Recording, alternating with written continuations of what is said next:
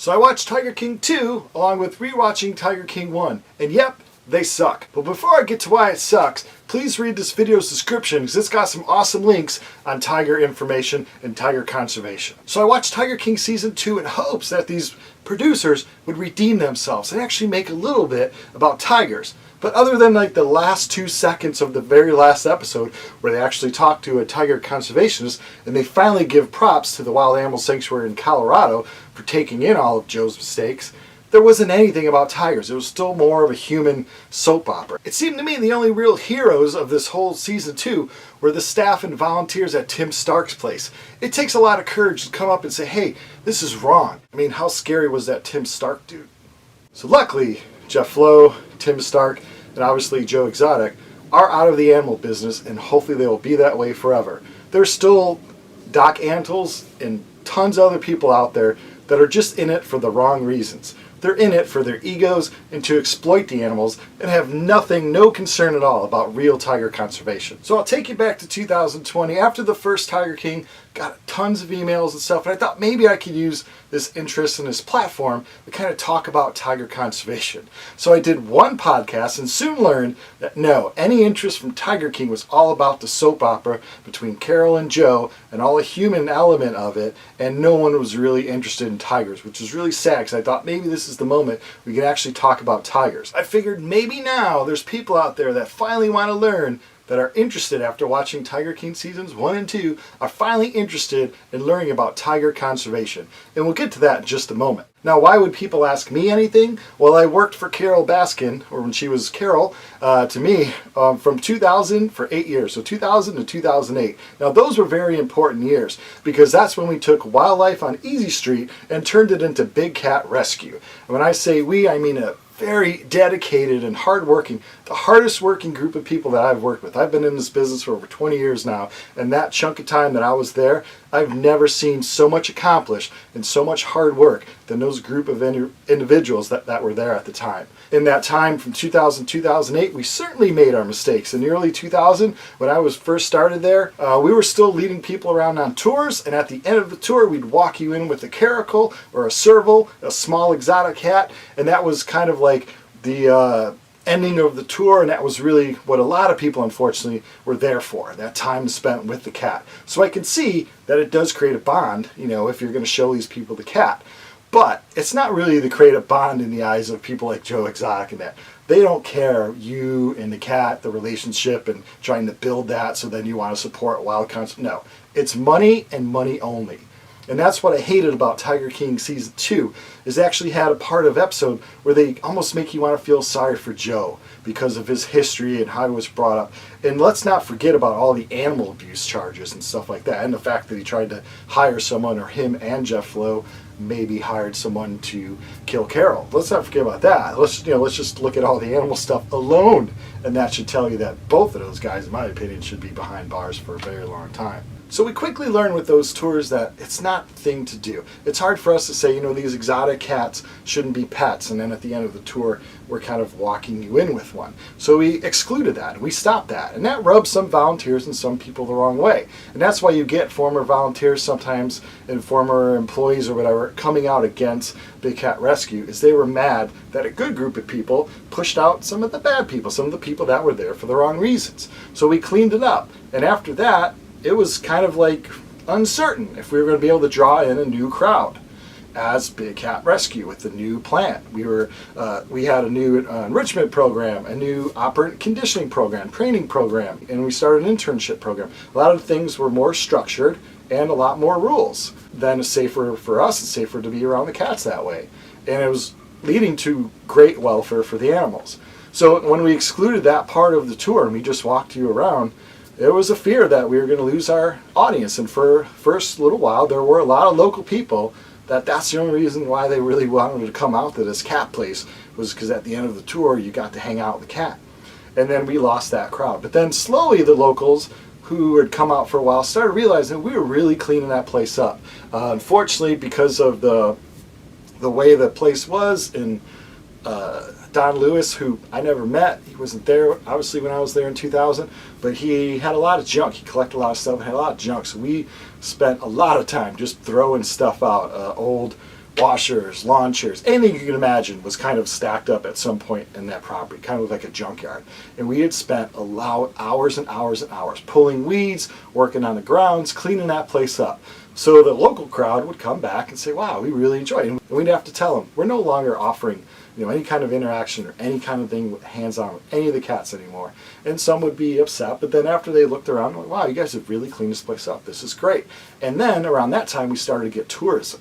So we had a lot of people on tours, and I was really proud because I thought, man, we could show all these other places that you don't need cubs to put on people's laps. You don't need to breed all these animals. You can just do it right. Give people a good quality tour and just let them look at the animals, and that is enough. And I was really hoping that would catch on, but unfortunately, from the few facilities that we would communicate around us, they really weren't willing to take that leap. They didn't want to clean up their act, so to speak. And in that time, she also met Howard Baskin, and he has a good financial head on his shoulders, so he really helped that sanctuary grow, because you just can't be all a bunch of animal people. We know when we're taking good care of the cats, we're feeding them, we're cleaning them. You have to have a financial brain as well. Also in that time, I was able to start the social media program there, so we would post on YouTube. We had a lot of videos explaining what we did at the sanctuary, where the cats came from. If we got, like for instance, years ago we got this 4 animals, Joseph's Pride, from a woman, I believe she was in Ohio, that was just primarily just exploiting the animals, and we were able to provide them with a forever home. And that was the important thing. So when we took these cats in, we provided them with a forever home. And we weren't breeding, we weren't trading, we weren't selling, we weren't doing any of that stuff. We were really becoming a true and great sanctuary. We were taking cats in from people's former pets, the circus, run down smaller zoos. We were taking these cats and providing them with an excellent time. And I am more than proud at the 8 years that I spent there. I left on great terms, and really me and Carol kind of see eye to eye on a lot of things. One thing that we don't see eye to eye on is captivity. Of course, Carol thinks that really no big cat should be in an enclosure, that all of the attention should be spent trying to protect the animals in the wild. She's not alone on that. There's other conservationists and other people that feel that way, that we should just spend 100% of our efforts out there on the wild animals. Now, people like me, I think there is an importance to have a small, managed, and accredited captive population of big cats. I think there's more positive aspect to that. There's invasive research you can do.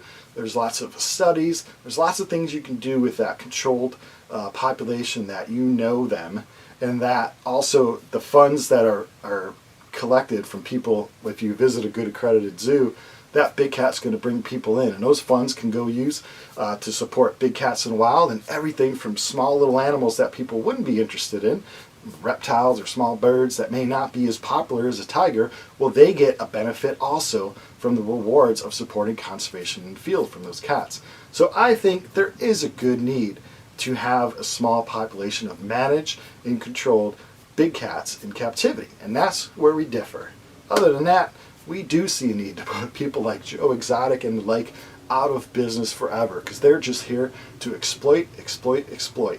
A lot of these states, as long as you have cubs and they're under a certain age or weight, it's legal to have people come in and play. So the law isn't on that side yet. Hopefully it will be soon with the passage of the Big Cat Safety Act. But until that happens, it's up to me and you not to support these type of places. Get them out of town, because you see, the one thing through Tiger King that's positive is you can see what kind of people run these shows and how crazy they are and how they're not into tiger conservation whatsoever. There was the one quick thing where Joe was saying his cats were part of the species survival program, which was false, and that there was a study in Texas A&M College or something about his cats, which was false again. They will lie to you. Don't fall for just because someone's wearing a little safari hat and wearing khaki and they have cats all around them. Don't think that they know what the hell they're talking about if they're presenting to you. I always tell people this: no good facility is going to let you play with their animals like a tiger cub or a snow leopard or a lion cub. So if you see that, stay clear of those places. Now, what do you want to do about tiger conservation? If you made it this long in the video, congratulations, listen to me babble. Now let's listen about real tiger conservation. So if you're into tigers, which a lot of people are, they're like the world's most popular animal, when you support tiger conservation, you're helping thousands and thousands of other animals that live in those same parks that tigers do. Now in 2015, a report came out saying that there are only 2 subspecies of tiger, the mainland and the inland. But then a year after that, they came back out saying, nope, there's 6 subspecies of tiger. You know, let's not really worry about that. Let's just talk about where the tigers are, what problems they face, and what we can do to help them. Now, India has a good, strong population of tigers. They're actually one of the few places, if not the only place in the world, that you can go and you have a good chance of seeing a wild tiger in a national park. India has just under 3,000 tigers. Now, that's up from the previous years, which is a good thing. And there's actually a study that shows in the tourist zones of these parks, that's where the cats are the most safest. Because like all other parts of Southeast Asia, parts that have tigers, the worst problem is poaching. So you want to have a good security team and a good anti-poaching team to keep that in check. Now, if you have tourists going around in a jeep looking at tigers, obviously that's also going to deter poachers from coming into the park. So a Bengal tiger is what would live in India. And like I said, it's like the only cat you can probably see in the wild. You can go there as a tourist, go to big national parks, drive around in a jeep, and if you're lucky, you're going to see one cross the road or just sitting there laying down. It's an amazing sight. I've gone to India 3 times, and all 3 trips I've been lucky enough to see wild tiger. And I'm going to go back again in April, so hopefully I'll have more wild tiger footage for you on this very channel. Now, one of the big problems they're facing in India is they're in this national park, that national park, this national park, and there's really no corridors between these parks. You want to have those corridors because that lets tigers kind of roam around so they're not breeding and those genes just aren't concentrating in one little area. You want to have corridors so they can go from park to park to park.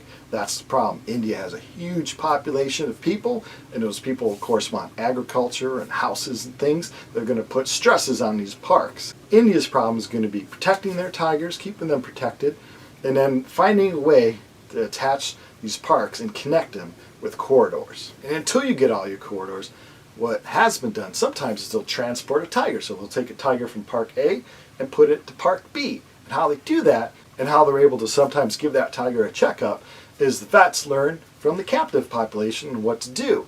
Now let's move up to Russia with the Amur Tiger. A lot of people call that the Siberian tiger. The Amur Tiger and the Amur leopard live in the far east of Russia. There's only about 500, but that population has kind of held steady for a long time now. So hopefully we can improve it, but hopefully it's not going to drop anytime soon either. Now the problem there is the same thing, poaching. These tigers' fur, their teeth, their claws, their organs, it's all worth a lot of money on the illegal trade, on the black market. So it's a bad thing.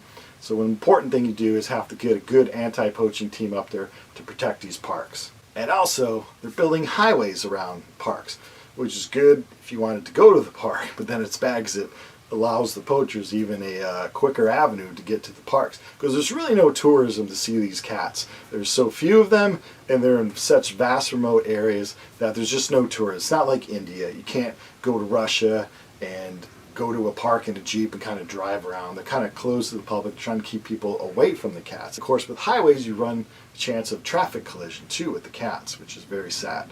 Now, also, a problem is their prey. If their prey items, like the deer, are overhunted by the people, because they're hunting for their food, then that reduces the prey that's available for the tiger. So then a tiger would go into the local town.